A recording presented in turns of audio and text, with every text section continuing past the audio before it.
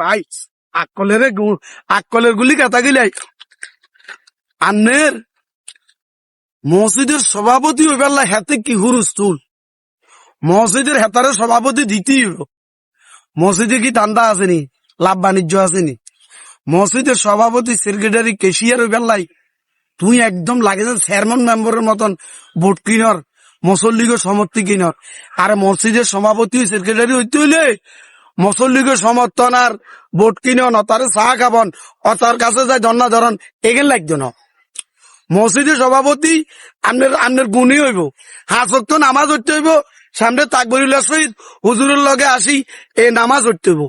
কোন মুসল্লি আইতার না, কোন মুসল্লি অসুস্থ আছে, কোন মুসল্লি মারা গেলে তার জানাজা দাফন কাফনে আপনাদের মসজিদের তত্ত্ব তালাশে দেখতে হইব। এখন আপনি সপ্তাহে একদিন একক তো নামাজ হইতে নাইয়েন না, আপনি এলাকার মাতব্বর, আপনার মোষ আছে, আপনি একদম সমন্বয় গেছেন, এই জন্য আপনারা মসজিদের সভাপতি বানাইতে হইব, এই জন্য আপনারা মসজিদের সেক্রেটারি বানাইতে হইব। এতে আপনার গাদ্দারি এগুলা ঠিক নয় ভাই।